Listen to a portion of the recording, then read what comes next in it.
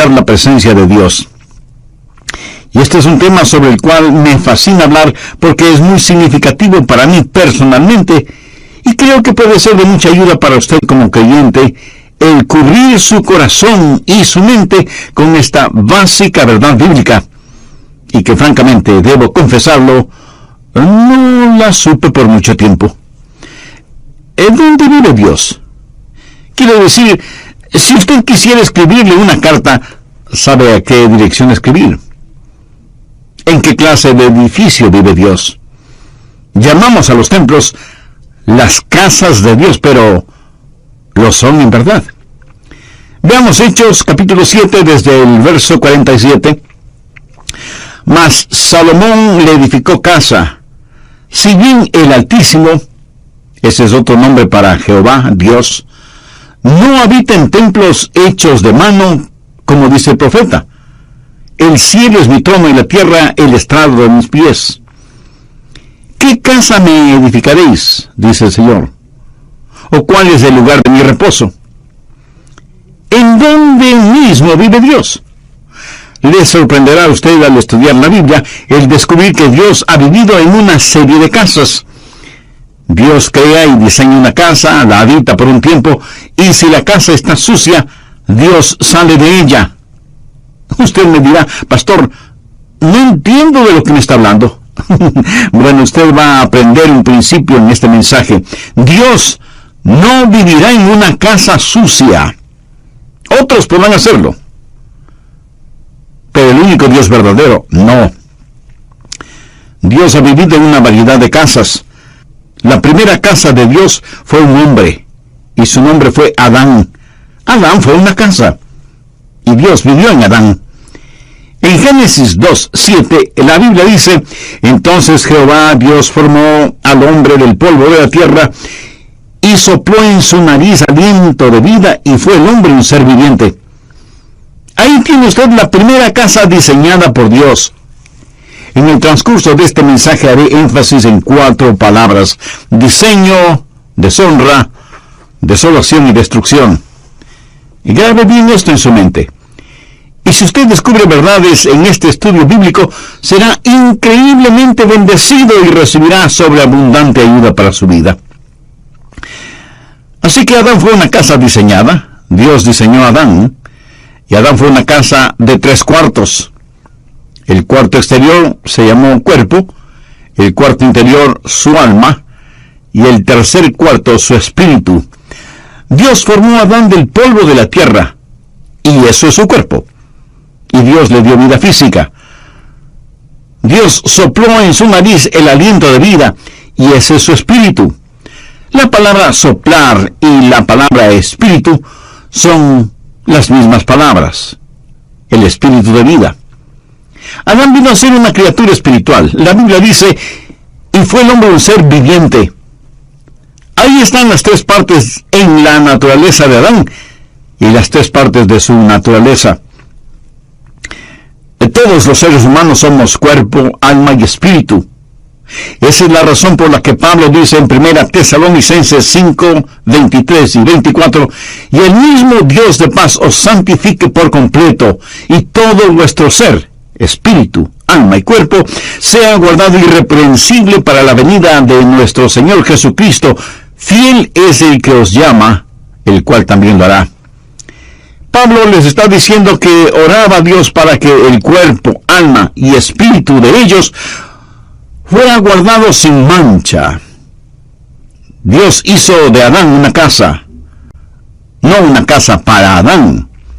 Adán era la casa para que viva Dios. Déjeme le explico esto. El cuerpo de Adán fue lo que podríamos llamar el hombre exterior. La Biblia llama a nuestros cuerpos casas.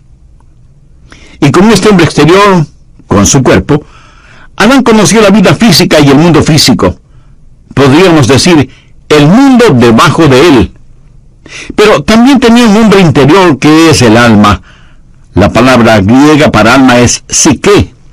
Es la palabra de donde tenemos psicología, y psiquiatría y psiquis. El alma es la mente, las emociones, la voluntad. es lo que hace de usted. Usted es su personalidad, su sentido del humor. Determina lo que le gusta o disgusta. Son todas las idiosincrasias y proclividades que hacen de usted la persona maravillosa y única que es. Eso es su alma. Y está dentro de usted. Usted puede ver mi cuerpo, pero no puede ver mi alma. Pero usted puede sentir mi alma cuando hablo, porque usted puede escuchar mi mente, mis emociones y mi voluntad. Y esa es una expresión que mi cuerpo está haciendo de lo que está en mi interior. Así que con su cuerpo físico tiene vida y conoce el mundo debajo de usted. Con su alma tiene vida psicológica, conoce el mundo alrededor suyo y el mundo dentro de usted. ¿Pero qué de su espíritu? Yo solía pensar que alma y espíritu eran básicamente la misma cosa, pero es que no había leído la Biblia cuidadosamente. Porque en Hebreos 4:12 dice, porque la palabra de Dios es viva y eficaz, y más cortante que toda espada de dos filos, y penetra hasta partir el alma y el espíritu. Ahora, recuerde lo que dice 1 Tesalonicenses 5:23, y todo vuestro ser, espíritu, alma y cuerpo, sea guardado irreprensible. ¿Lo ven? Su espíritu es diferente de su alma. Ambos son invisibles y son inseparables, pero no son idénticos. Con mi cuerpo tengo vida física y conozco el mundo físico, el mundo debajo de mí. Con mi alma tengo vida psicológica y conozco el mundo social, el mundo que me rodea. Pero con mi espíritu tengo vida espiritual y conozco el mundo que está por encima de mí. ¿Se da cuenta? Fuimos creados para relacionarnos con tres mundos, el mundo físico, el social y el espiritual. Conozco el mundo que está debajo de mí, el mundo que está alrededor mío, y con mi espíritu conozco el mundo que está encima de mí. En Juan 4:24 leemos, Dios es espíritu, y los que le adoran en espíritu y en verdad es necesario que le adoren en espíritu y en verdad. Y en Romanos 8:16 Pablo dice, el Espíritu mismo da testimonio a nuestro espíritu de que somos hijos de Dios. En el libro de Génesis, cuando habla de criaturas vivientes, literalmente dice almas vivientes. Si usted tiene un perro, ese perro tiene una mente, una emoción, una voluntad, pero no tiene espíritu. Un perro no puede orar, un perro no puede adorar, un perro no conoce a Dios. Puede mover su cola y hacer piruetas, pero no conoce a Dios. Y las flores, hermosas como son, tienen un cuerpo, pero no tienen alma. Los animales tienen cuerpo y alma, pero no tienen espíritu. Solo el hombre, hecho a la imagen de Dios, tiene espíritu. Adán fue una casa de 3 habitaciones, y a Dios le gusta eso. El cuarto exterior fue su cuerpo, el cuarto interno fue su alma, pero en el cuarto más privado es en donde Dios habita. Dios dice que habitará con aquel que es humilde y contrito de espíritu. El espíritu humano es el lugar en donde habita el Espíritu Santo. Cuando la Biblia dice que Dios caminaba con Adán en el jardín del Edén, ¿cómo caminaba Dios con Adán? ¿Caminaba Dios al lado de Adán? Dios no tiene un cuerpo físico. Dios caminaba en él y con él. Adán era la casa de Dios y Dios vivía en Adán, y él caminaba y hablaba con Adán. Dios es un Dios trino, Dios el Padre, Dios el Hijo y Dios el Espíritu Santo. Y todo lo que Dios hace representa la Trinidad de Dios. Por ejemplo, el espacio. ¿Qué es el espacio? Altura, anchura y profundidad. La altura no es la anchura y la anchura no es la profundidad, pero todas son parte de lo mismo. Usted puede identificar cada una de ellas, pero no puede separar ninguna de ellas. Y así es Dios. Dios es Padre, Hijo y Espíritu Santo. Ahora, el Padre no es el Hijo, y el Hijo no es el Espíritu Santo, y el Espíritu Santo no es el Padre. Y sin embargo, todos son uno, no son idénticos, pero sí son inseparables, y son Dios. Otro ejemplo, El tiempo. El tiempo es pasado, presente y futuro. El pasado no es el presente, y el presente no es el futuro, y el futuro no es el pasado. Y aunque el tiempo es uno, cada una de sus partes es fácilmente identificable. Cada cosa que Dios ha hecho refleja la Trinidad de Dios, espacio y tiempo y hombre. Usted fue creado para hacer una casa en la cual Dios viva. Adán fue la primera casa de Dios, la casa primordial, la casa diseñada por Dios mismo. Pero esa casa diseñada se volvió una casa deshonrada. Dios le dio a Adán una advertencia, no una amenaza, sino una advertencia.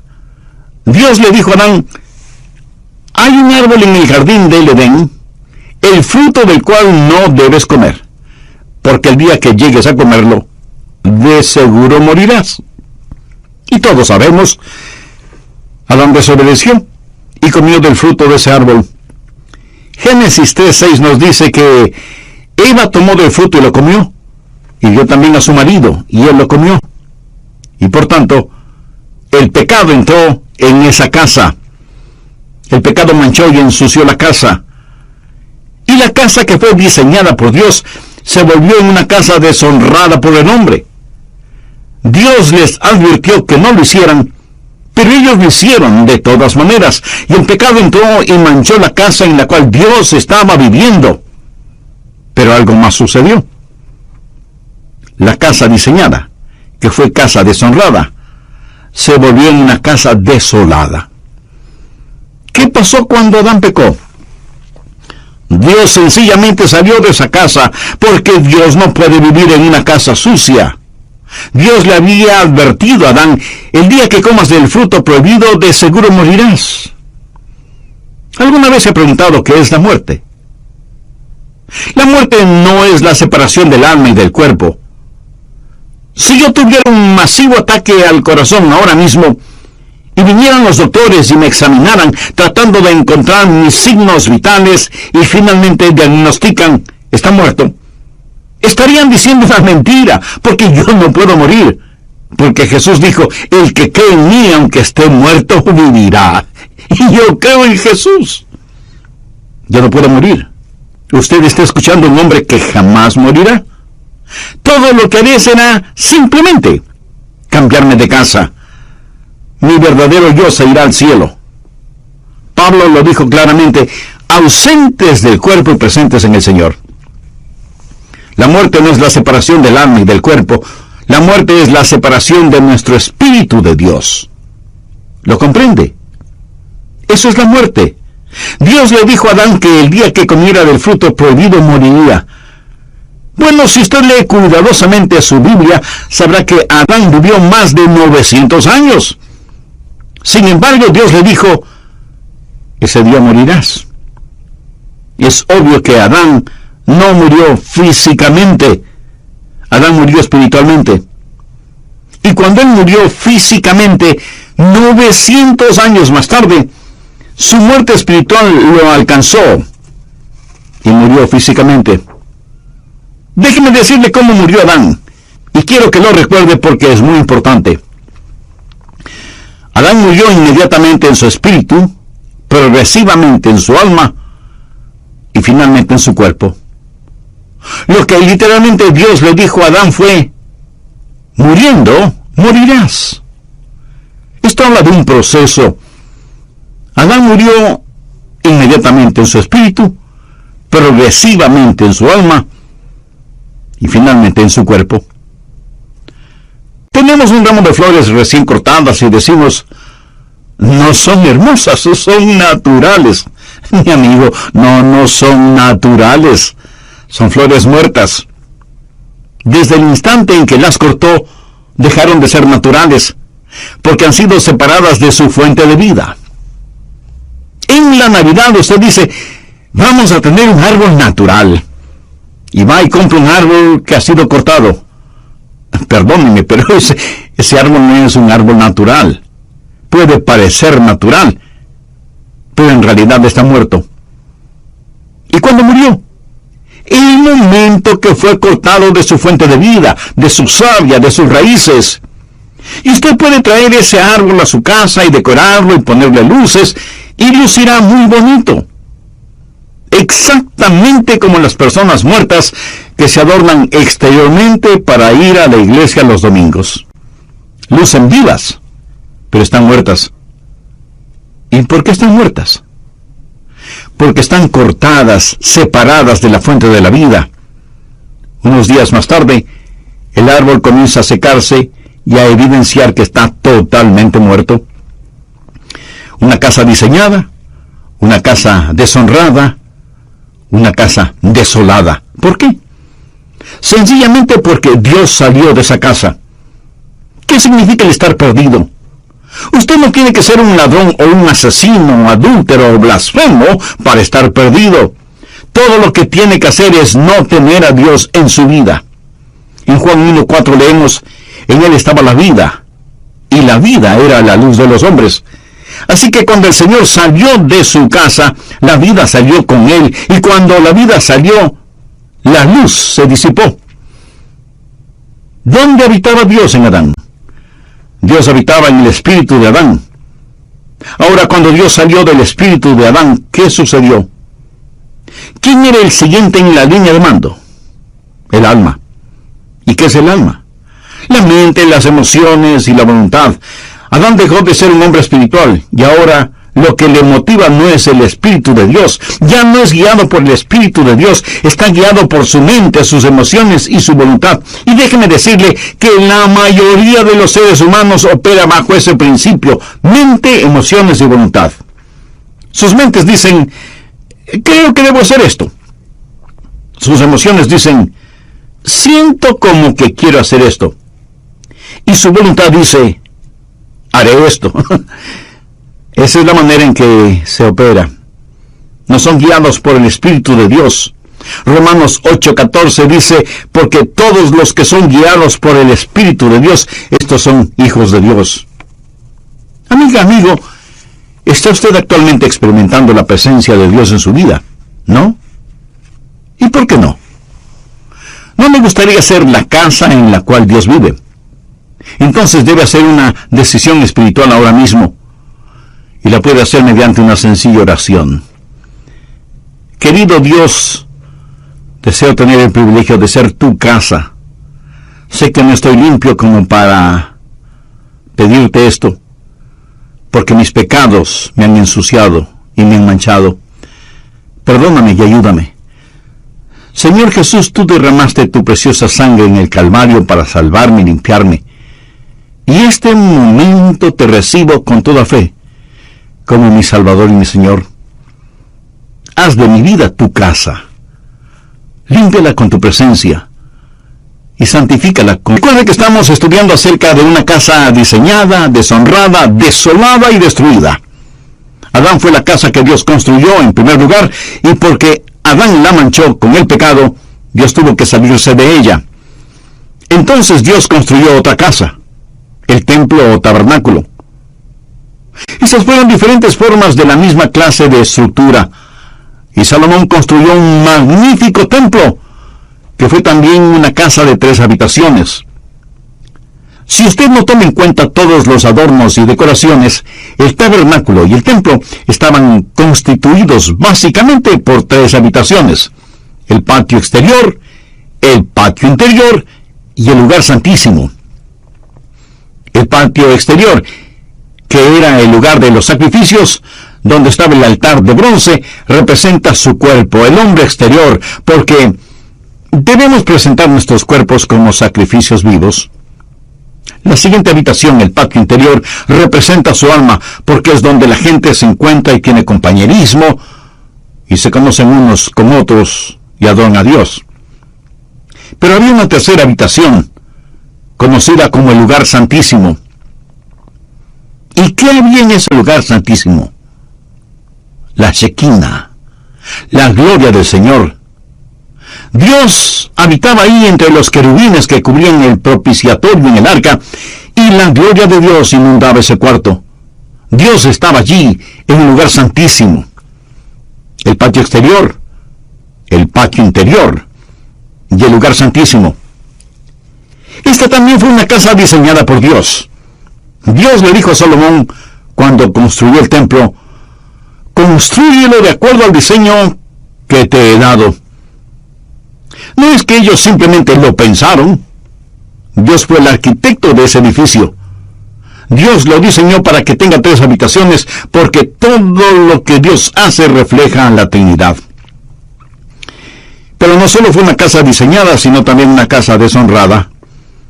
Recuerda lo que Jesús dijo cuando estuvo en el templo y vio a los mercaderes y cambiadores de monedas allí.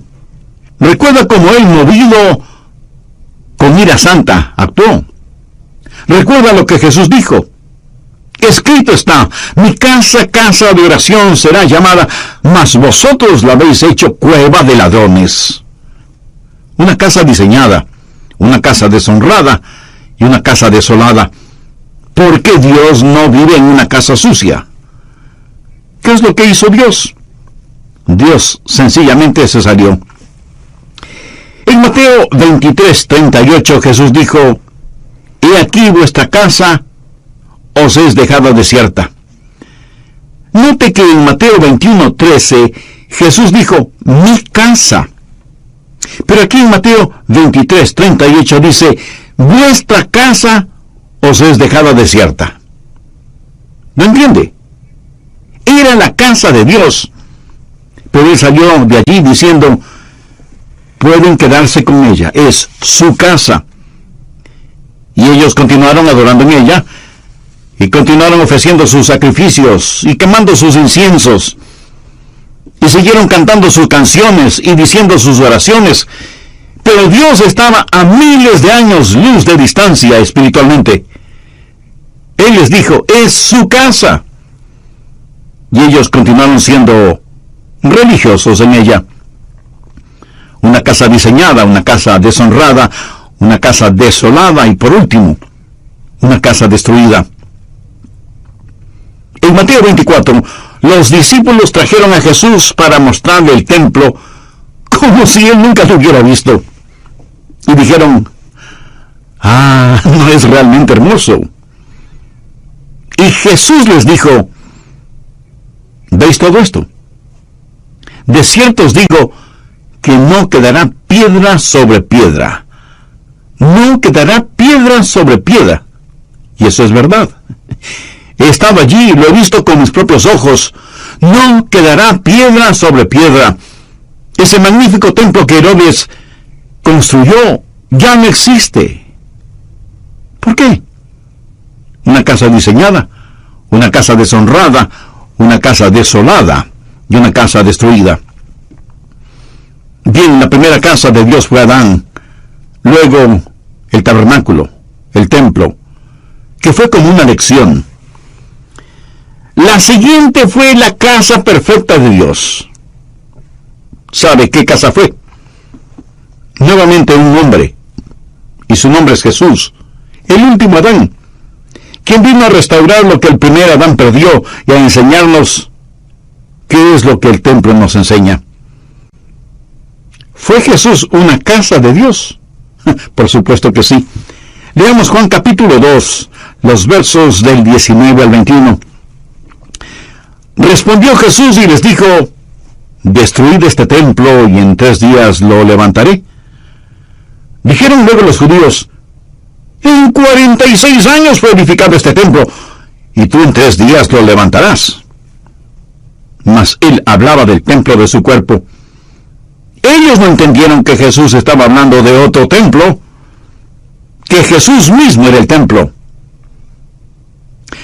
Recapitulemos esto. Primero, una casa diseñada. El cuerpo de Jesús fue obra del Dios Todopoderoso. En Hechos 10:5 leemos: «me preparaste cuerpo». El cuerpo de Jesús fue el perfecto diseño de Dios el Padre. Esa es la razón del nacimiento original, concebido en el vientre de María. Él vino como vino, nacido de una virgen, para ser lo que fue, sin pecado, para hacer lo que hizo, morir por nuestros pecados. Y murió por nuestros pecados para que nosotros seamos lo que Él es, Hijo de Dios. Se hizo Hijo del Hombre para que nosotros podamos ser hijos de Dios. Nació de una virgen para que nosotros podamos nacer de nuevo. Él vino a la tierra para que nosotros podamos ir al cielo. Jesús fue una casa diseñada. Segundo, una casa deshonrada. Usted dirá, oh no, pastor, no esa casa. Busque Isaías 53:6.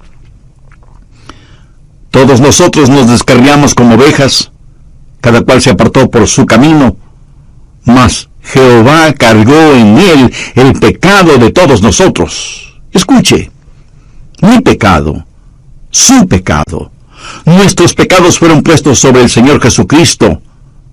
Nuestros pecados mancharon y ensuciaron esa casa. Busque 1 de Pedro 2:24, quien llevó él mismo nuestros pecados en su cuerpo. Nuestros pecados con toda su vileza fueron puestos sobre el Señor Jesucristo.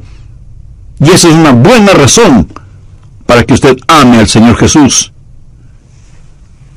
No hay nada que me conmueva más que Getsemaní. Y cuando pienso en Getsemaní, mis ojos se llenan de lágrimas al recordar la oración de Jesús. Padre mío, si es posible, pase de mí esta copa. Ahora, ¿qué había en esa copa? Todos los pecados de todos los tiempos de toda la humanidad. Ahora, no piense en todas las naciones del mundo, piense en su propio país, en su propia ciudad, en su pueblito o en su aldea. Y piense solo en el pecado de la mentira en un solo día. Piense en las blasfemias que se dicen en un solo día y las perversiones sexuales que ocurren en un solo día. Multiplique eso por todas las naciones, pueblos y aldeas que hay en todo el mundo durante todas las épocas. Destílelo hasta lo sumo. Póngalo en una copa y désela a beber al Hijo de Dios. Él se volvió pecado por nosotros. Y cuando Él se volvió pecado, Dios el Padre tuvo que tratarlo como trataría a cualquier pecador bajo juicio. El apóstol Pablo dice en Romanos 8:32, el que no escatimó ni a su propio Hijo, sino que lo entregó por todos nosotros. Jesús no solo llevó nuestros pecados, pero Él, el Hijo de Dios, fue el objeto del aborrecimiento del Padre. Tercero, una casa desolada. Cuando Jesús estuvo clavado en la cruz y cuando los negros dedos de la oscuridad cubrieron el monte Calvario, cuando la tierra tembló y se estremeció, y Jesús soportó todo el peso de nuestros pecados, y Él clamó, Dios mío, ¿por qué me has desamparado? Le diré por qué el Padre le desamparó. Dios no puede vivir en una casa sucia. Él, de sombra de muerte, Él pudo decir, no temeré mal alguno porque tú estarás conmigo. Jesús no pudo decir ni siquiera eso. Estuvo olvidado de Dios y de los hombres, suspendido entre el cielo y la tierra, una casa diseñada, una casa deshonrada, una casa desolada. Cuarto, una casa destruida. Jesús supo lo que le iba a pasar. Esa es la razón por la que dijo en Juan 2:19, destruid este templo, y en 3 días lo levantaré. Sabía que iba a ser destruido, porque sabía cómo Dios su Padre trabaja. Bien, la casa primaria de Dios fue Adán, la segunda casa diseñada por Dios fue el templo, y la tercera y perfecta casa fue el Señor Jesucristo. Pero sabía que Dios tiene otras casas. Sabía que Dios dejó de cambiarse de casa. Déjeme decirle cuál es la casa permanente de Dios. Si usted es un genuino hijo de Dios, mírese a usted mismo. Mire a los otros hijos e hijas de Dios. ¿Qué es lo que dice 1 Corintios 3:16?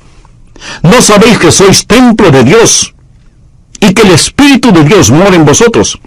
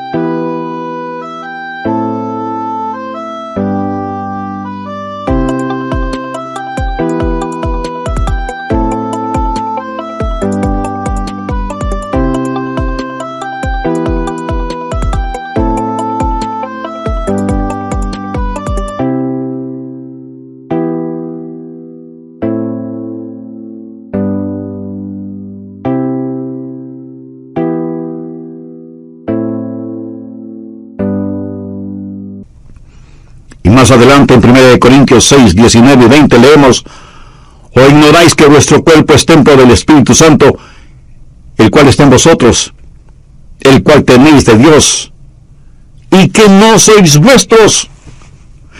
Porque habéis sido comprados por precio. Glorificad pues a Dios en vuestro cuerpo y en vuestro espíritu, los cuales son de Dios.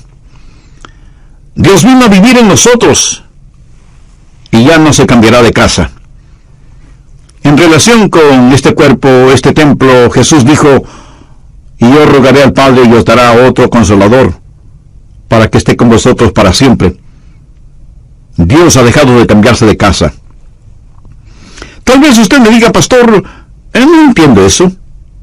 Usted dice que Dios no vive en una casa sucia, y yo sé que no estoy sin pecado, sé que he fallado y he hecho cosas malas. ¿Dios no se saldrá de mi casa? Amigo, esa es una interesante y maravillosa pregunta. Le diré por qué Dios no saldrá de su casa. Porque cuando Jesús murió por usted, Él pagó por todos sus pecados pasados, presentes y futuros. Y la Biblia dice en Romanos 4:8: bienaventurado el varón a quien el Señor no inculpa de pecado. ¿No es eso algo extraordinario? Dios limpiará la casa, pero no saldrá de ella. El pecado por el cual murió Jesús jamás será puesto en su cuenta si usted ha recibido al Señor Jesucristo como su Salvador y su Señor en forma personal. Él nunca lo hará. La Biblia habla del espíritu del hombre hecho perfecto, y de eso quiero hablarle. Y deseo que usted atesore estas lecciones en lo más profundo de su corazón. La primera lección tiene que ver con la salvación. ¿Qué es la salvación? Salvación no es sacar al hombre de la tierra y llevarlo al cielo. Es sacar a Dios del cielo y que venga el hombre. Esa es la diferencia. Mucha gente cree que la salvación es que sus pecados sean perdonados para poder ir al cielo. El que sus pecados sean perdonados es preparación para la salvación. Ir al cielo es un subproducto de la salvación. Salvación es tener a Dios de regreso en su corazón. La segunda lección tiene que ver con la espiritualidad. ¿Quién es una persona espiritual? Es aquella que practica la presencia de Dios. No crea que usted asiste a una iglesia para ser espiritual o para adorar.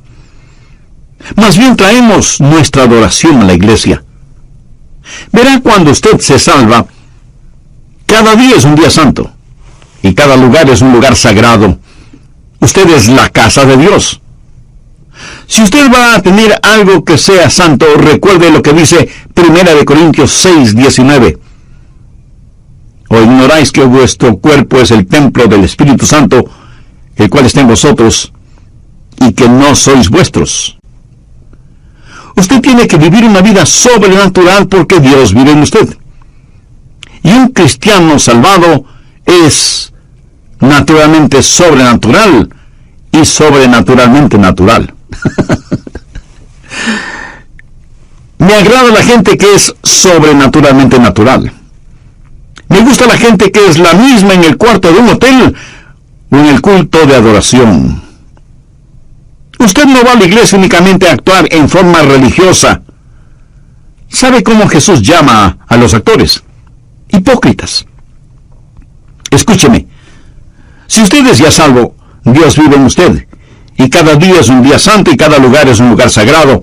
Y todo lo que haga debe hacerlo como para la gloria de Dios. Practique la presencia de Dios. La tercera lección tiene que ver con la seguridad. Gracias a Dios, Él dejó de cambiarse de casa. En Juan 14, 16, el Señor Jesús nos dejó una firme y segura promesa: y yo rogaré al Padre, y os dará otro Consolador para que esté con vosotros para siempre. Dios salió de la casa que fue Adán. Dios no va a salir de mi casa. ¿Cuál es la diferencia? Yo tengo algo que Adán no tuvo, a menos que se haya salvado. En el jardín del Edén, Adán fue inocente, pero yo soy justo. No me